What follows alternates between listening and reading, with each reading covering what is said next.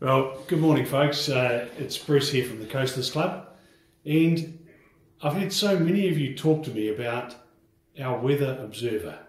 Now, he's not a weather forecaster, he's a weather observer. He's very experienced. He's become more well known than the Prime Minister, and we all wait for his advice every day. Mark Crompton, thank you so much for taking the time to talk to me. Well, thanks, Bruce. It's great to be here and pleased to see you. Now tell me, what's your full name? Full name? Yeah, what's your... Mark Brian Crompton, born 1948. I'll be 70 next week. Well, you're a good Nick. The year? Well, yeah, I reckon. Yeah. Did you have a nickname when you were growing up? Not so much when I was growing up. When I was on the islands, isolated weather station, I was called Swamps or Swampy. Right. Still am. So, yeah, that seems to have stuck. Yeah. So, where were you born? I was actually born in Wellington. Yes. Folks sort of separated. And I actually grew up in Christchurch, so went to school there. But yeah, born in Lower Hutt, actually. Yeah. Well. When you were a kid, what did you do for fun? It's something that... Gosh, yeah, when I was a kid, it's a long time ago, Bruce, 50s, 60s. I think I don't know, just went for bike rides, went fishing, that sort of thing. I grew up in Christchurch, so bike rides up to the side of the Kiwi to get an ice cream, or bike rides over the Port Hills. We were always out doing things, I remember that.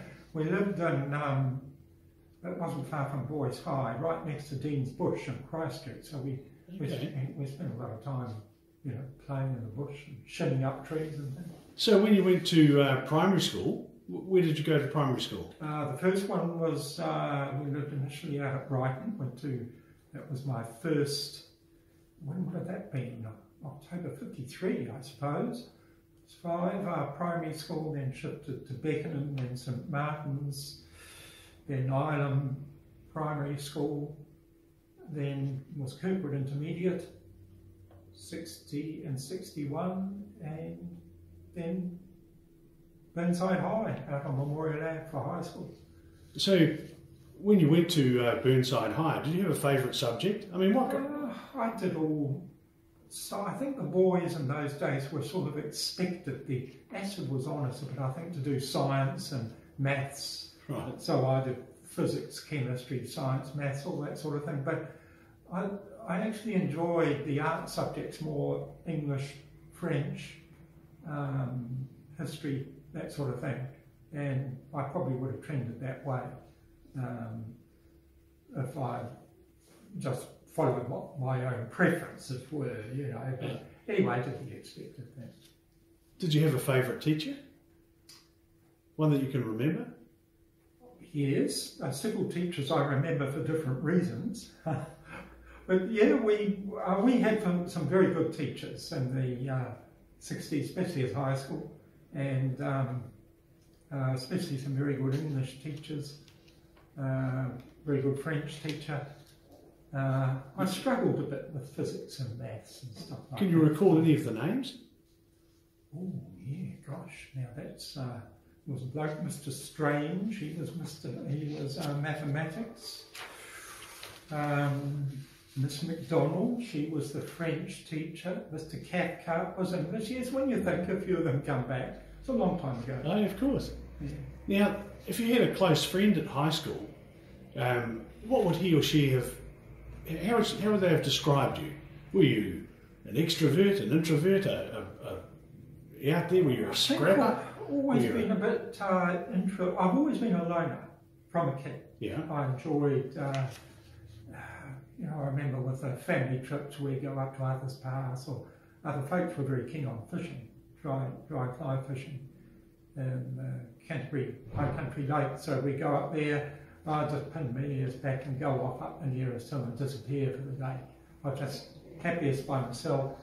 At school, I think I spent a lot of time daydreaming, quite frankly, I think. Right. I'm lost in my own little world. I remember one of the teachers called it wool gathering. I'd drift off and wool gathering, are we again, Crompton? Yes, yeah.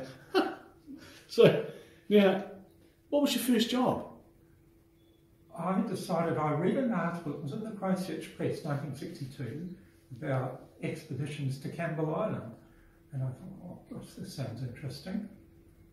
Sail off over the sea, down to some wild island, gales, blizzards, furious sea lions and sea elephants, like going off on an adventure. So I decided I wanted to do that. And in the article it said there were 5 weather observers. So I thought, that's it, I'll join them. I'd always had an interest in the weather anyway. I set up my own weather station at home when I was 11 in 1960. And so I decided to join the Met Office, yeah. And I joined the Met Office at the end of 1966, and on a salary of £490 per annum. And did it seem like a lot of money? It did. It was amazing, wasn't it? It seemed like a hell of a lot of money. Yeah, it was $980 a year. And where was your sorry? Yeah, so after tax, I think our fortnightly pay, I've still got some of the pay slips, fortnightly pay after tax was taken out was about $30. $10 a week board, so that was $20 gone. That left you $10 to, I don't know, have a beer, go to a movie. But it seemed like enough. It did. It did seem like enough. I remember that feeling. Now, Mark, you're well known to many of us on the coast. You've tramped virtually all of the South Island. What are the major tramps that you've done? I tend to go back to the same places. I like to get to know a place, and so Mount Brown, that's at the south end of Lake Canary. Yep. I climbed that 100 times. Really? Yeah, and then I swapped to, the track began to get a bit overgrown, stinging nettle and stuff down the bottom, so I swapped to Mount Tahua at the north end of the lake. Yeah. And I've logged all the trips on like a spreadsheet, and I did 181 ascents of Mount Tahua, and I was also I did a lot of trips to Arthur's Pass, Horden Valley, Reedy Spur, Avalanche Peak. I think I got up to about 45 avalanche peaks. That's 6,000 feet. Quite a slug up there, about 2012.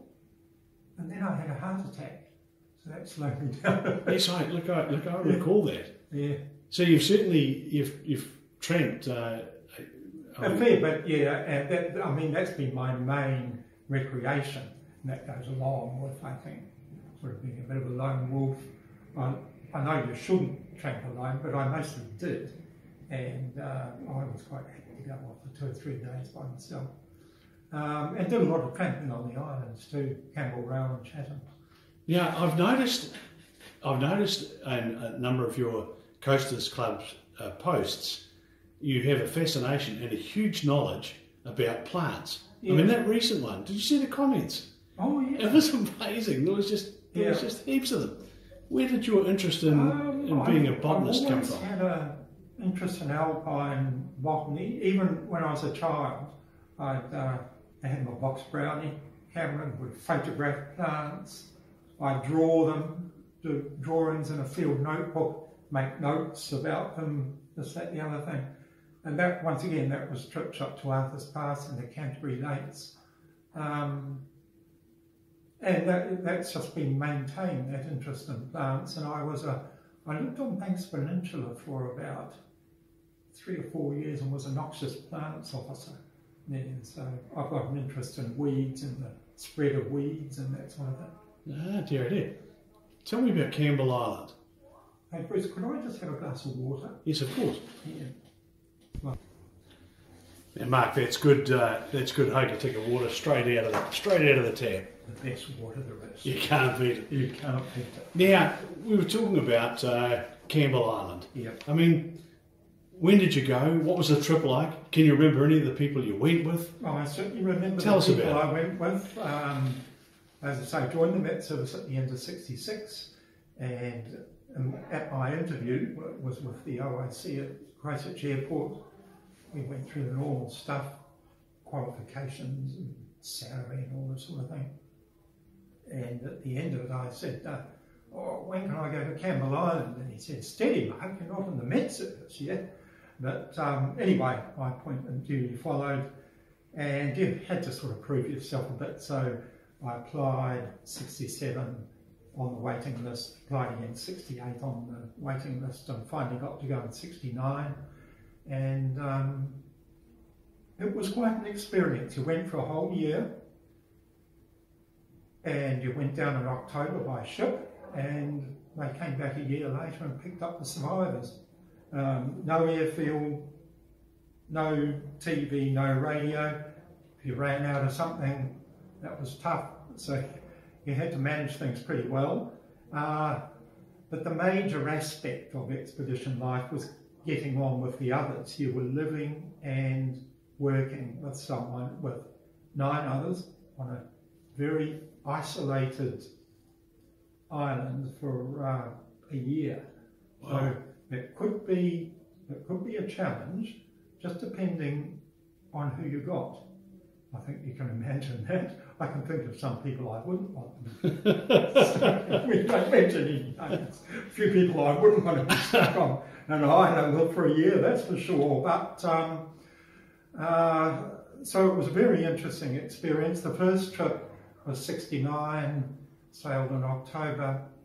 We had to go out to the Chatham Islands first, drop off some diesel. They were low on diesel, so we stopped at Waitangi, dropped diesel there, sailed across Port Hutt and dropped diesel there, across the bay, and then the next day we headed south. But just so we sailed about 3 p.m, and just after we left, this hellish southerly came up, and it worked itself up into a real southerly howler. And dinner, I think I was on the last sitting, it was about 5:30 p.m, and by then it was getting very rough indeed. And I always remember, it's one of the things the little snippets you remember out of life, but I remember the soup was mulligatawny soup, which is a sort of a curried soup. Yeah. And anyway, I was sitting on this table, I was going back and forth, and they had the tablecloth was sort of all wet and everything, so stuff wouldn't slide everywhere. I remember that. And anyway, I got the mulligatawny soup down, but I knew I had to get out fast. So the seas... So I excused myself, and I tell you what, the mulligatawny soup came up a good deal faster than it went down, and I've never ever had it since. 50 years ago, yeah, well, 49 years ago. But it took us 6 days to get to Campbell Island. We just struck this hellish southerly storm, enormous seas. And I remember we were all but hove to about 300-400 k's east of Dunedin, busy for a couple of days, just with enough revs on to keep the ship's head into the seas. And I remember I staggered up to the bridge, and you could just saw this enormous wave coming, sort of like a waterfall across the sea, and it smashed over the bow of the ship, swept over the hatch covers, and sort of smashed into the bridge, and you couldn't see any of the ship forward of the bridge. The ship was like that, the props come out and the whole ship shook, and it was bow down, and gradually the ship comes out. You can see the bow comes out, there's water cascading off it. It's like those shots you see of a submarine servicing. Yes. But anyway, then this big wave came on like that. I said to the master, Clary, I said, what happens if she takes another one when we're sort of in that, bow down sort of position? Clary said, she'd probably head for the bottom. Oh. That was enough for me. I went below and retired to my bunk.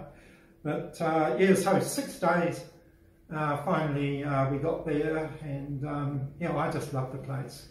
Were you worried? I mean, I can't imagine. I was so seasick. I did 7 expeditions to Campbell, 3 to Rowell, so that was 10. That was 20 voyages on ships, and I got utterly, miserably seasick every time.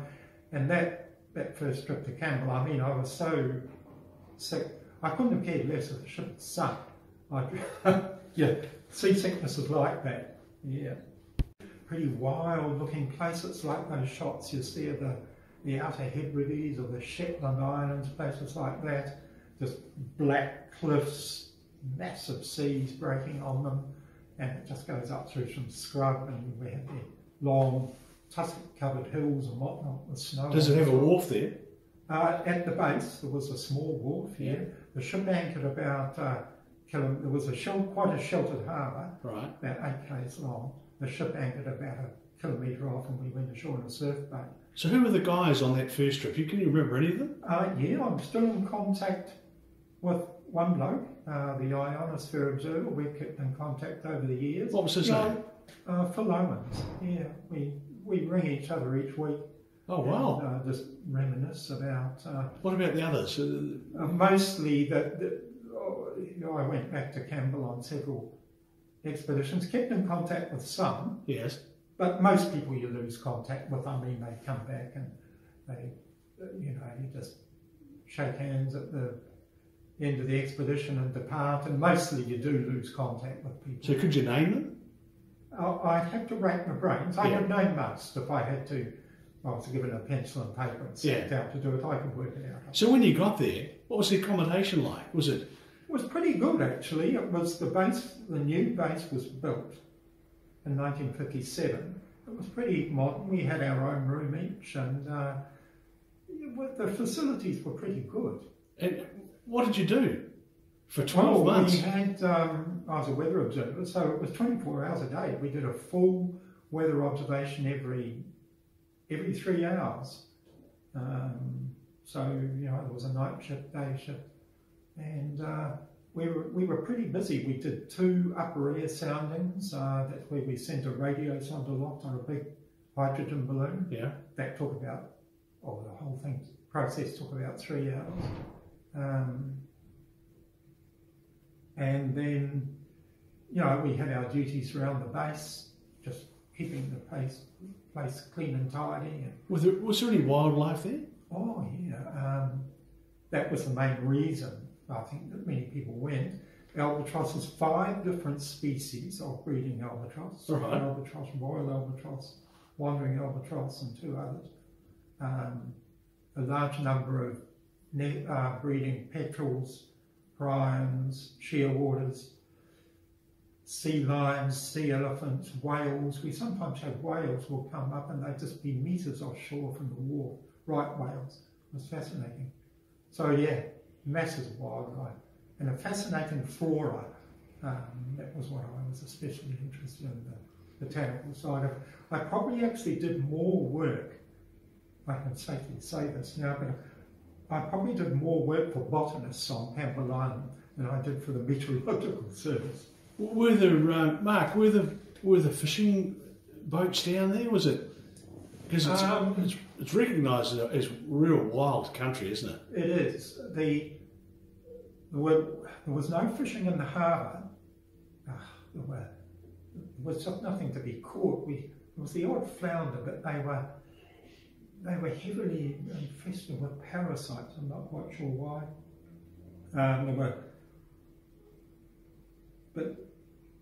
The fishing boats did go down. But they seldom called in. Sometimes they did. Sometimes a fisheries research vessel had called in. It was different up on Rowell. There was good fishing up there. It's now a marine reserve, of course, with no fishing. But in the days I was there, we could go fishing.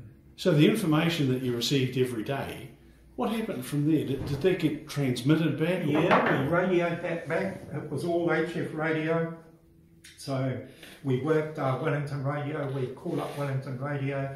They patched us through to the Island Service Exchange, and they would then patch us through to the number we wanted. So typically we'd just ask for Kelvin weather, we'd read out the weather report, and so that was every 3 hours. That process, probably the radio skip took about 10 or 15 minutes. Yeah. And our radio call sign down on Campbell was ZLVC, and that's my number plate, and that's my username for Facebook and stuff like that. ZLBC. ZLVC, that was Campbell Islands radio call sign. Rail was ZME, Chatham's was ZLC, and Scott Base was ZLQ. Well, that solves a mystery for me. I did wonder about that. Now, how many times did you go to Campbell? I did a total of 6 expeditions over the 60s, 60s, 70s, 80s, 90s. And then I went back as field guide for the bicentennial expedition 2010-11 over the summer. Right. Went back for 2 months. So that would be a total of 7 expeditions to Campbell. I did 3 expeditions to Rail and 3 trips out to the Chathams.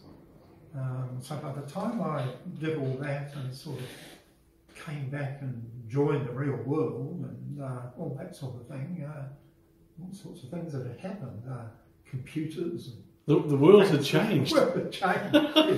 Not never caught up really. Now, just going back to your last trip to the Campbell Islands, a good trip, memorable. Yes, it was. It was great to get back. The last expedition had been 1991. Yeah. I got back from that, and then I got the contract here with Met Service to do the upper air stuff here at Takataka. So I did that, and still doing the weather observations here. That was 26 years ago. But then this opportunity came back, it came up in 2010-11 to go down as the field guide for the bicentennial expedition. 2010, Campbell Island was discovered in 1810, so it was 200 years. So a group of us went down, about 12 of us. The Navy took us down, and it was really great to get back. Great bunch of people, great success. Yeah. It's been an interesting role, really. Mark, tell me about Rail Island. I mean, it's totally different. Campbell is 600 k's south of Bluff, at 52.5 south. Very rugged, cold, wet, windy, utterly miserable. Really. That's why I spent 7.5 years here, of course. It was a great place for me to spread gloom and doom, which I'm actually very good at. But Rail was different. That's subtropical. That's up in the Kermadec. It's halfway between Auckland and Fiji at 29 south, same latitude as Norfolk.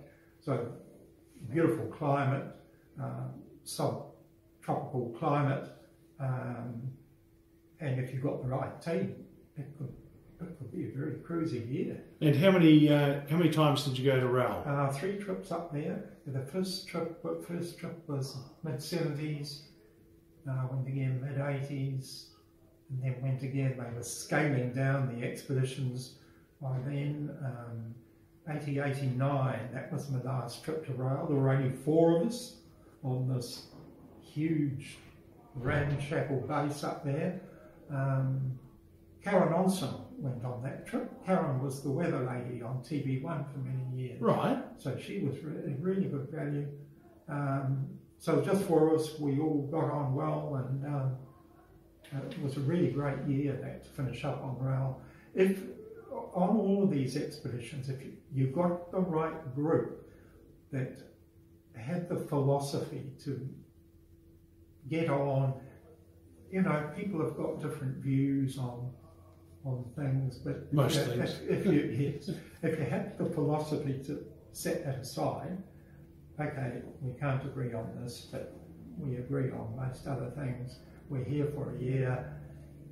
Let's just enjoy it and not stress over the things that we can't agree on, sort of thing. So the Kermadec's are well known for plentiful fish stocks. Oh yes. So did you get to go fishing there? We did. And did it have a wharf? How did you get into? There was a place called, was a rock, it was 2 or 3 k's away from base, and it was called Fishing Rock, and it was basically just a rock outcrop. There was a crane there, we could land stuff ashore, so we could go fishing from there, or we had a small boat that we could launch. We put it out, slung it out on the crane, somehow, and of course we lower it into the water. It was a bit of a drama getting on and off, scrambling on the rocks and jumping into the boat. But we'd take that and go fishing, so kingfish and groper. But we always just caught enough just for that night's dinner. Yeah. We 1 or 2, and that was it. Just spent the rest of the day pottering around in the boat. And what was the wildlife? I mean, obviously a lot warmer up there than Campbell Island. Yeah. Was the wildlife different? Oh yes, of course. Initially, the early years, first couple of expeditions there were rats and goats. I think they got rid of those now, so that's made a tremendous difference. So a lot of the birds, fortunately, a lot of the birds survived on offlies, rock stacks offshore. Yeah. And when they got rid of the rats, that happened on Campbell too. These birds recolonised the main island. But rail, I've often been asked, which I enjoyed most. I think Campbell, I'd say, was more interesting from all the wildlife point of view and that side of it. But rail was more pleasant. There's no doubt about that. If you got the right team, it would be a very cruisy year. We had a big orchard up there, a couple of acres of orange trees, lemons, limes, oranges, grapefruit. It was life and Riley, really. And was there no one else on the island? So no one else, no. During the winter, we got yachts were calling on their way up to Tonga and Samoa. Yeah. So that was always a bit of an occasion when a yacht came in. They'd come ashore and... How cold was it in the winter? Well, we thought it was cold sometimes, but a winter's day we get up to 17 or 18 degrees, perhaps drop down to 12 at night. But during the summer, very pleasant. Minimum nighttime temperatures 18 and pleasant. It sat on 23, 24 all day. We could cope with that. So was it humid? It was. You could get humid, sticky weather, which could be quite trying in northerly conditions. But mostly it was, we were just on the edge of the southeast trades. So you could get days and days and days of just fine sunny weather with just a light southeasterly breeze, humidity down a bit, and just the odd cloud floating past. Sounds brilliant. I remember once I went through to Kelvin weather. We sent our weather reports in 10-figure groups. So there was wind, temperature, dew point, air pressure, barometric tendency, cloud, weather, all that stuff. And it was coded up in these. They were 5-figure groups, about 10 of them. So I went through to Kelvin weather with weather report. I said, to Kelvin, the bloke came on, right over, I'll set a copy. I said, well, I've been pretty quiet up here. I saw a cloud earlier. It was a little white fluffy one. It looked so lonely. It was just floating along all by itself. And he chipped in and said, yes, that's very interesting, Rail Island. Could we just have the weather, please? Oh, not like that. You're not like this when we're having tea and crumpets together, So then I read out the weather. But very, a lovely place. Thoroughly enjoyed it. One of the places that you haunted was the Chatham Islands. Yes. What was the history there? When did you first go there? I went there first mid-70s, did two trips out to the Chathams mid-70s, mainly just to stand in for weather observers who were coming back on leave. And then I went back to the Chathams mid-80s. I was OIC over there for the best part of a year in the Met Office. What was it like? Once again, a fascinating place. I liked it. you had to see things the Chatham Islanders way. I think that we had to go into Chatham's mode. Were they rednecks? You know, being isolated. No, I don't think. No, they were mostly pretty. A few farmers. There were sheep and beef farm there, Yeah. farming, but mostly in the days in the 70s, there's still the crayfish was still going, but now I think it's mostly blue cod and things like that, and other fish they catch. But a lot of them were fishermen. Because they did they were very early inhabitants, weren't they, in a place that, once again, was really tough. And so you would expect, very much like some of the early pioneers in southwestern. It would be. Very determined people. Isolated out there. And I think economically the Chathams has always struggled because of its isolation. So in respect of the farming operation out there was really just for the locals. The cost of, they did send some beef and lamb and wool out, but the cost of getting it, of shipping it out, sending a ship over, loading it, shipping it back to New Zealand, I think actually far outweighed what the value of the product was. And I remember in those days we went with Safe Air on a Bristol freighter. They put we called 100,000 rivets flying in formation. Formation, that's right. And you go about 7,000 or 8,000 feet flying through all the convective queue. It was about 4.5 hours to get out there from Christchurch or Wellington. A pleasant trip? It took a while, but yeah, the first time I went by ship, of course, on the way to Campbell Island in '69. But so subsequently did 3 trips out there and then Mount Cook took over. They ran the Hawker Siddeley out there, so that was a much faster flight. Of course, that was a turboprop. And did that become Air Chathams, or is that? Yeah, probably. Well, Air Chathams is doing it now. I think they do flights from Christchurch, and is it either Napier or Wellington? I think. I believe you're right. Yeah. So, but I've lost contact a bit. Now, tell me what brought you to Hokitika? At what point did you arrive here and become such an important part of our community? Right from when we were kids, we came over here on holidays, on trips. Right. We do trips here to Hokitika. I remember school holidays up at Karamea, and I lived up at Karamea for a couple of years. Loved it up there. It's underrated, isn't it? People just don't know how beautiful it is up there.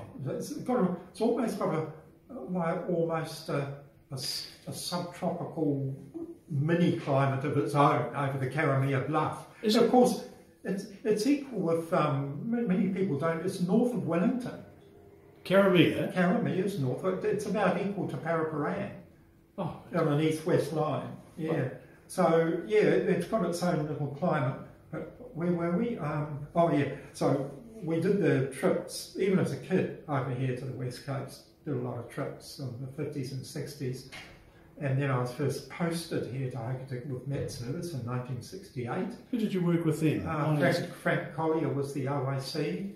And that was at the old terminal building up at the airport there. Right. And then the new terminal building went in 1978. But then I had several postings to Hokitika through the 70s into the 80s. And when Frank retired, I became OIC here, and then I went back to the islands again. And then at the end of '91, all the Met Service branch offices were closed. The automation was coming in, and but they kept 3.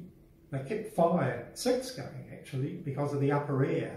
But there was the sub network where we just did a radar flight. So that was Hokitika, New Plymouth and Gisborne. They were kept going. I put in they were all contract, so I put in a set of numbers for Hokitika. And I did the upper air soundings here at the airport for 22 years, from 1992 to about 2012, 21 years I think it was. So we did 3 soundings a day, midnight, 5 in the morning and midday. So were they the big silver balloons? That went Yeah, up? that's right. That was you? Going up, that was me. Oh, So I was up there for 21 years doing that. It was 365. So I didn't appear much in the village. I was always just up at the airport, beavering away, doing stuff there. And we did surface observations and climatological observations as well. So that was, I got back from the last Campbell trip in '91, got this deal here in Hoki. It was a matter of, where I could have perhaps just gone back to Met Service and gone to head office in Wellington. That didn't appeal to me. I thought, no, I'd always liked the West Coast, Hokitika in particular. So I was tickled pink to get the contract here. It worked out well. And I'm still doing the climatological observation up there. I've got contracts with Met Service, NIWA, Nuclear Sciences and the Radiation Lab up at the airport. Yeah, so I'm actually juggling 6, and I do the medevacs at night up there. The garden city come over they won't make it rain out at night, so they come into Hokitika.